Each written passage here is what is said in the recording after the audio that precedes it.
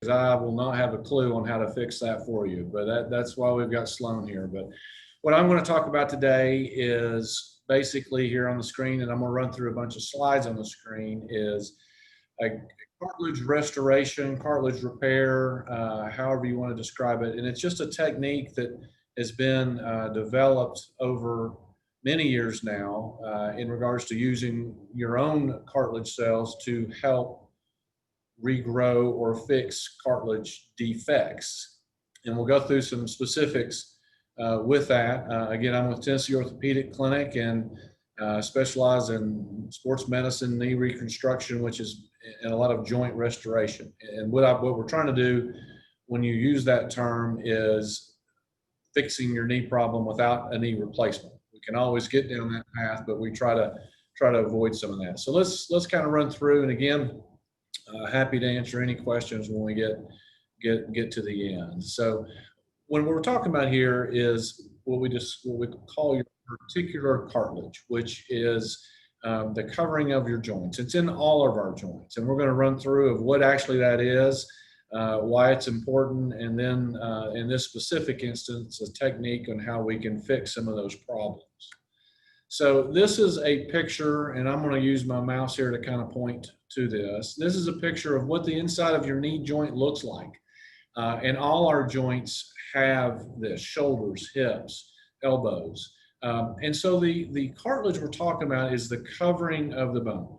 It's a very smooth, polished surface, if you will. I always refer to the term of it's like the tread on your tire. So nice, smooth surface, and like the tread on your tire, your tread will wear down, and so will our cartilage wear down. And this is the area that covers the ends of the bone. So this is what allows us to be able to, at least specifically for the knee, to bend the knee, move it smoothly, walk, get up, and get around. So why is it important? Well, just for those reasons. It protects the ends of the joints. It is the cushion to that joint that allows us to be able to walk and stand and do that freely without pain. Allows smoothments of those movements. And the breakdown of that is what arthritis is. And if we can kind of look over here on this side, nice, smooth surface. And this area is where it's roughened and that smooth surface wears down.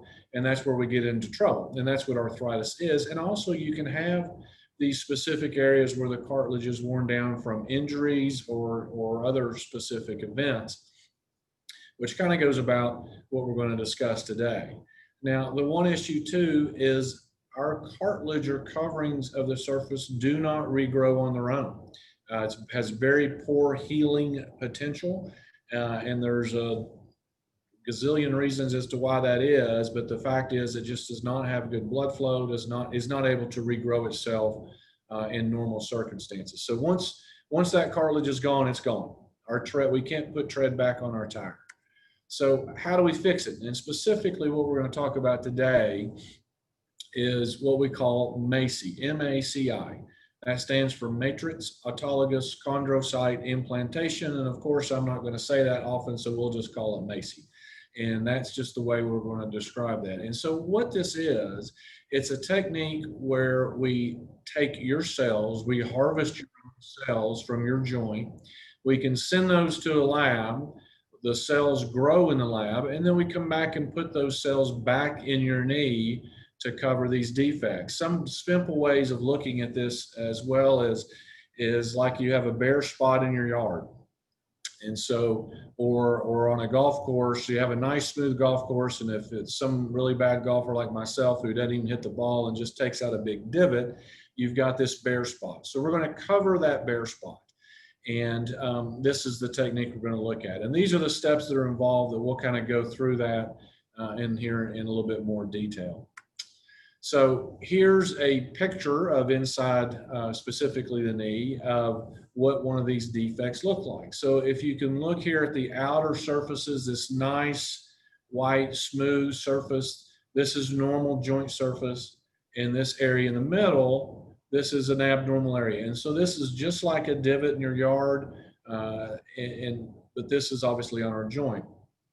And again, these can occur from several different reasons. And so we want this area to end up looking like this area. And if you do nothing to this area actually will only get bigger. The edges will just wear down until the whole joint becomes involved. So we need ways of filling this defect and getting cartilage to heal. So there's different causes of it. Some of it can be just from the amount of stress or load across the joint, and that's what I'm trying to, in a comedic way, illustrate here. A lot of force going across these joints. When you take a step, every single step you take, you put at least 1.5 times your body weight across the knee joint with every step. Well, this fellow's going to put a lot of stress. Here are some other areas that I'll see. Playing basketball or any other kind of sports with a twisting, turning, cutting injury that can cause those joints to move abnormally, which can cause these defects to occur. And then there's most cases, which is just kind of a wear and tear phenomenon. And so here, just recreational joggers or hikers or whatever it is, pickleball, tennis, just being active, which we all need to do, and that's for overall good health. But that these kind of events can cause wearing specifically in those areas of the joints where the cartilage wears down. So when I see individuals with these are the symptoms that they typically describe: pain, swelling, catching type sensation. The knee can actually lock up on them. Now, there's variations to all these. There's no two knees that look the same. You can have one of these symptoms, you can have all these symptoms. They can sort of fluctuate. And another thing I'll see too is it's worse with activity. So maybe your knee doesn't bother you from just walking day to day, but if you try to go jogging or you go to a CrossFit class or you ride your stationary bike or whatever it may be, that extra force or stress can cause some of these symptoms to occur. So when I'm looking at these, after kind of discussing this with you, forming a treatment plan based on what we're finding. And sometimes it can be just some different medications, anti-inflammatories, things like that can help to get the symptoms to settle down. Physical therapy, specifically what that is involved is really more muscle balancing. Certain muscles fire different ways, and we need all those to work together. Injections, again, just another way of trying to manage the symptoms with these. X-rays are always important because that shows us the overall outline alignment of the joint. Typically with these specific types of defects, your X-rays are normal because you can't see the cartilage surface on the X-ray. You can only see that on an MRI scan. And that's what this picture is here. Normally on an MRI scan, the cartilage is this nice dark area. Well, you can see from this arrow to this arrow that nice dark area space has kind of gone away. And so that's what we're talking about here, is these kind of focal or isolated areas where that cartilage has been worn away. So when we're looking at moving forward to the next area of treatment, to say someone's not getting better with those other conservative measures we just went over, and we know that we're dealing with one of these defects, then step number one is to go in with a scope or a camera, as we call it, arthroscopy, which allows me to be able to truly evaluate the joint and see if someone's going to be a candidate for this type of treatment process. So again, nice smooth area. You can see this almost like a little divot here. When you look at it, it just kind of flakes and peels away.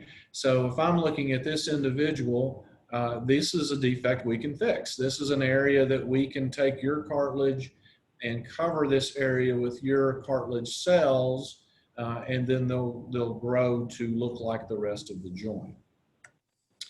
And it's kind of a three-step process when we're doing this. The first thing is we're going in with the scope, looking around, doing measurements, evaluating if this would be a good opportunity for you. And then we take a little biopsy of your cartilage. And this slide here just kind of shows some areas where we'll take that. And I didn't realize, but 200 to 300 micrograms is actually the size of a Tic Tac. And so the way I look at these is I take about a size of a Tic Tac, if any of y'all remember what Tic Tacs are. And that's just about the minimal amount of cartilage that we need to be able to grow your cartilage. It's taken from an area that's not vital to the knee joint, so you'd never even know it's gone. There's no downside or detriment to that. And then we put it in a transport kit, and that's what this looks like right here, and send that off. So if you look at this picture, this is an actual biopsy of someone's cartilage. And it, again, for me, I'm a simple guy. It looks like a Tic Tac, and we put that in this sterile container, and we send it off to this lab. Actually, it's in Boston, the Vericel lab, where it is stored. Now, the reason why we store it is because moving forward to the second part of the procedure of growing and transplanting those cells, it can be done at any point in the future. There's no urgency to this. It's not like a liver transplant or a heart transplant where you wait for a match, your beeper goes off, and you have to rush to the hospital to have this done. That's not the case for this at all. Because in some instances, I'll do the scope part of it, and the kind of settles down. And there's plenty of patients that never come to the second step. But if they do, and when that's a convenient time, then we can always stage that. So step one, just going in with the scope, very simple procedure, takes my part 20, 30 minutes, very quick recovery process. You're back and on your feet, walking, getting around doing your day-to-day stuff within a couple of days to a week. So not much downtime with that. And our typical patient, and again, typical is a broad spectrum. We see here, that says 18 to 55. Well, I've done this procedure in people younger than 18 and older than 55. And so everyone's different. And these are just some of the factors that we kind of look at as to what could this specific type of treatment, who could that help? And here are some individuals that can fits into. And if this isn't the typical procedure for you, there are other options. So here's my scientific slide of the day. And this just shows at a microscopic level your cells, your cartilage cells. We call those chondrocytes, but for lack of better terms, it's just your cartilage cells. So when we send those up to the lab and then we start that process of growing your cells, we call it culturing, but growing your cells. Now those cells, once we grow them, we basically implant this on a membrane, and this membrane is what we're putting in your knee. And I'll show you a picture of that here shortly. This is a big part I like to get across. 500,000 of your cartilage cells per square centimeter is what we're looking at. So we're talking about hundreds and hundreds of thousands of your cartilage cells in a very small area that we can put back into your joint to grow and to fill in those defects. Here's a actual surgical procedure that I just wanted to show you all through. This is actually someone's kneecap, the patella. And again, very normal looking cartilage, and here it looks like a divot. It's, for lack of better terms. Here's a bare spot. You leave this alone, this will never regrow, and this will just get bigger. So we're going to put someone's cells back into that area. And so this is what the membrane looks like when I get it. And it's this kind of a rectangular, it's a collagen membrane, but it's just a thick kind of a tissue material. And again, for every square centimeter, there's 500,000 of your own cells that we've been able to grow and implant onto this. And then we're going to take this and put it like a patch directly over the defect. So here's the defect, here's the patch. We basically seal that in, and then your cartilage go to work. And your cartilage basically fill in this defect and grow. It's like bare spot, put a piece of sod there or some fertilizer and grass seed, that it's going to grow and fill that space up. So the postoperative part of this, even at the second stage procedure, it's still just a day surgery procedure, which means you come in, have the surgery, go home the same day. The rehab protocol is very, very specific. We have that very well thought out, ironed out, based on lots of science and data. But for typically, you're on crutches anywhere from 2 to 6 weeks based on the individual and the individual's defect. Typically off the crutches and walking around by that 8 months, sometimes a little quicker. We continue to work on getting your range of motion. We can start do some resistance like cycling and some things like that by the 12-week mark. Jogging is a high impact activity. When you jog, you put anywhere from 6 to 8 times your body weight across that joint. So that's a little bit delayed, kind of 6 months. And when we're talking about return to full sports, it's a long time. It can be 9 to 12 months. That's not 9 to 12 months that you're getting around doing your day-to-day activities. It's that long of getting back into your really high-end activities. And it just takes that long for those cartilage cells to grow, mature, and to become normal types of cartilage cells.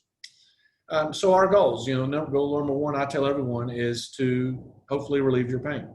And from on that, we try to get you back to your pre-injury or pre-level of activities.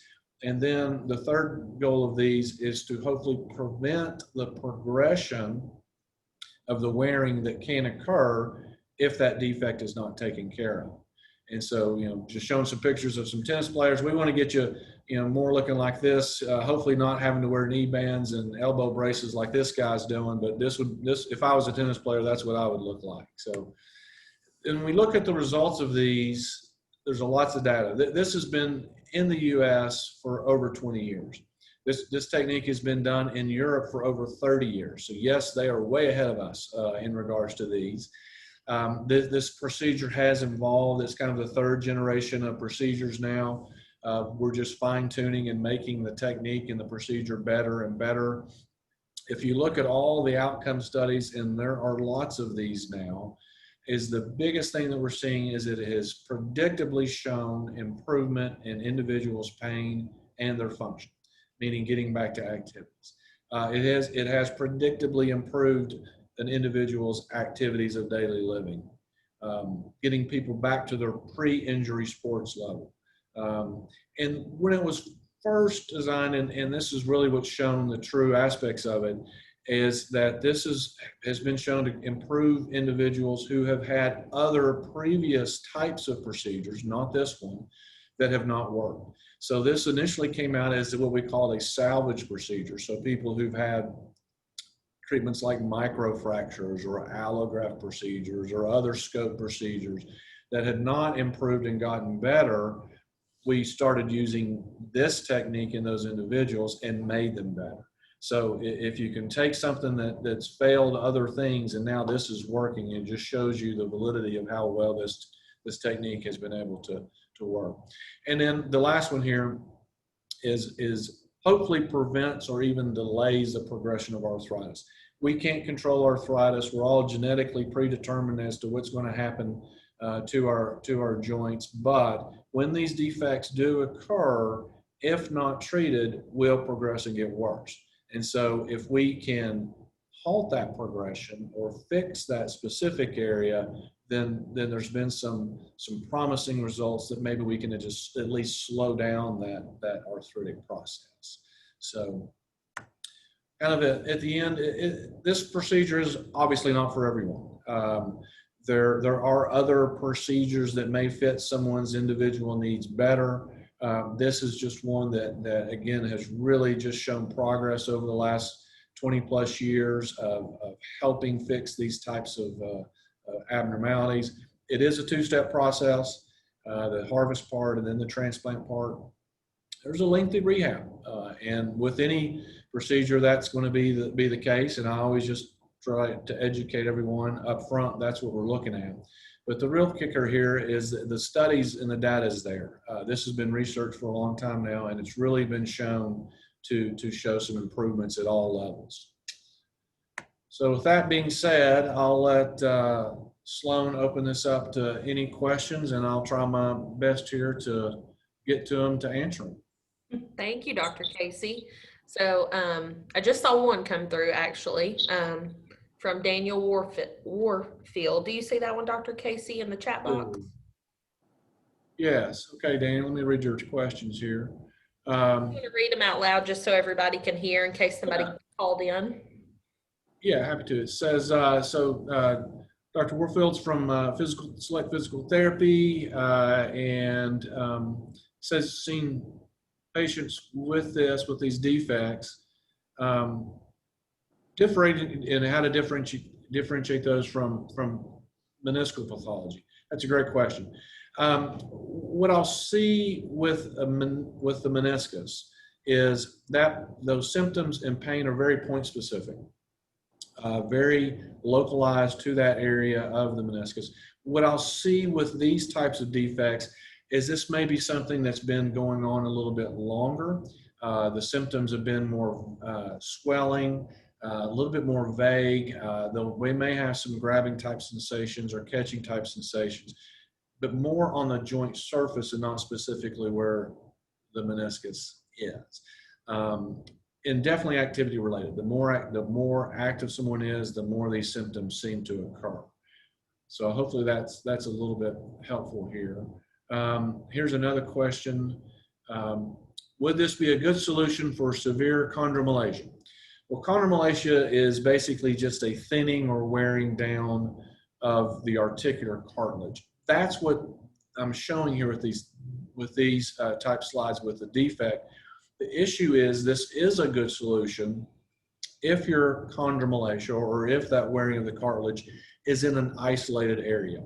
If it's diffusely throughout the entire knee joint, then this may not necessarily be the best scenario. But a lot of times I will see people who have been told that they have chondromalacia wearing down the joint, and it's not necessarily throughout the entire joint. It can be just in a focal area, and then in these focal areas, this can be a good technique for it. One question here, is this for L4 or 5 issues? This is not for nerve issues. This is just for articular cartilage in the joint. Here's a question about if you have existing arthritis. Again, it depends on if this is a global arthritis of the knee joint or just an isolated area. A lot of times people just get told they have arthritis when maybe they don't, or maybe it's just not that severe. And so that's where a lot of times you just have to individually look at these situations, and that's where I'll get, an x-ray will tell me right off the bat if this is someone who just has arthritis in their knee or if this is something more focal, and that's where MRI scans can be helpful. Here's a question from Jason Fuller, if this is just applicable to knees or if it is for hips. This has not been FDA approved for the hip. However, these procedures have been done for the hip, and also if this is what's called an Oates. This is different than an Oates procedure. An Oates procedure is when you take bone and cartilage either from a donated cadaver graft or in some areas from your own knee and replace that with a bone cartilage area. This is different. This is where we're taking just your cartilage and growing that. Oates procedures have a size application. Beyond a certain size of the defect, they're not a good option. With this procedure, there is really no size limitation, and so that's where this differs from the Oates. Here's a question in regards to if someone has bone on bone. If they truly have bone on bone arthritis, this is not going to be a procedure that can help that. That would be kind of past what we can fix with this scenario. I'm not sure if Sloan helped me out if I've missed anybody else's questions. I'm not seeing any more right now, Dr. Casey. Are there any last minute questions or anybody that needs to be unmuted to ask a longer question? I'll give everybody just a few minutes to put your final questions in the chat box, and I'll just kind of let you guys know what will be coming after this. So if anybody is interested with scheduling an appointment with Dr. Casey, I will be sending out a follow-up email that lists 3 different ways you can schedule with Dr. Casey. You can call us, you can schedule online via our website, talkdocs.com, or email us at feedback@talkdocs.com. And like I said, I'll email all this out to all of you the same way you got this link. And you will also get the recorded version of this presentation to either share with your friends and family or just to view at your pleasure. So I think you have another one come in. Yeah, I was just going to say that. From Laura, this is a great question. Is there danger of overgrowth of the cartilage? We're not seeing that with this technique. The first generations of this technique, which we were doing back in the earlier 2000s, we were seeing that where there would be too much cartilage that would overgrow. With how we're doing these now, we're not seeing that as a problem. So that's a great question. Here's one more. If someone has had a stem cell injection, doesn't matter one way or the other. If they've had stem cell, there's no detriment of them being a candidate for this procedure, even though they've already had stem cells. Stem cells won't make any difference in regards to that. Here's someone in regards to if this is applicable to someone older than the age of 55. The answer to that is yes. Age is not necessarily that big of a factor. It's really just what the overall joint looks like.